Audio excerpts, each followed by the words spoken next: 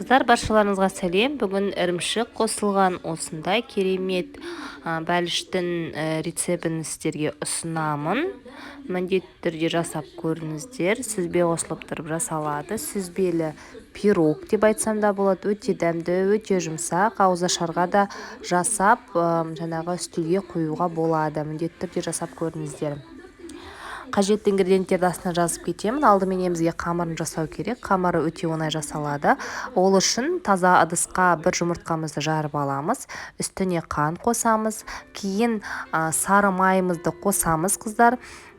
Сары май міндетті түрде жалпы комнаталық температурада болғаны дұрыс. Тіпті кішкене еріңкіреген түрінде болса да өте жақсы болады. Кейін ұнымызға қопсытқышымызды қосып, ұнымызды осы массамызға ұн өткізгіш арқылы өткізіп тұрып қосатын боламыз. Сөйтіп бізде, яғни орыс тілінде айтқанда песочное тесто болады. Песочное тесто болып жасалады. Өте қолға жабыспайтындай етіп қамырын елейсіздер. Негізі осы астындағы ингредиентпен жасайтын болсаңыздар, дұрыс мөлшерде шығады, қолға жабыспайды. Тоңазытқышқа кішкене қоя тұруларыңызға болады, салмасын жасап алғанша. Енді салмасын жасаймыз. Салмасы үшін мен ірімшіктің үстіне жұмыртқаларды жарып аласыздар.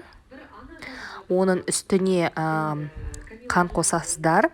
Қалауларыңыз бойынша жалпы, қыздар, жүгері крахмалын қосуға болады, бірақ мен қосқан жоқпын. Мен қоспағанның өзінде ішіндегі піскен кезде барлығы қатып жақсы пісті. Яғни жүгері крахмалынсыз жақсы пісті, сол себепті мен қосқан жоқпын. Осылай блендерменен барлығын езіп аласыздар, бір келкі болғанға дейін. Кейін формамызды аламыз. Менің формамның диаметрі 26 сантиметр. Осы қамырымызбенен жұмыс істеймін. Жалпы қамырбенен жұмыс істеу өте ыңғайлы, әсіресе салқындаған кезде жақсы жұмыс істелінеді. Мен осылайынан пергаменттің үстіне аздап оқтауменен бүйтіп жазып алдым. Тіпті осы форманың ішінде де қолдарыңызбен жасасаңыздар да болады.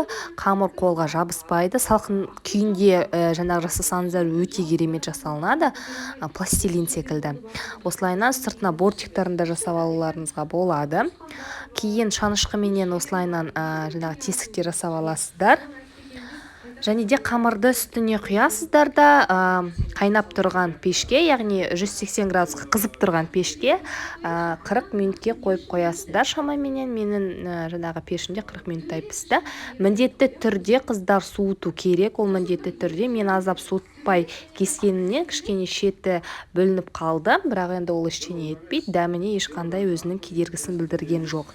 Осындай әдемі бәліш болып шығады. Міндетті түрде жасап көріңіздер, қыздар. Өте дәмді, астарыңыз дәмді болсын.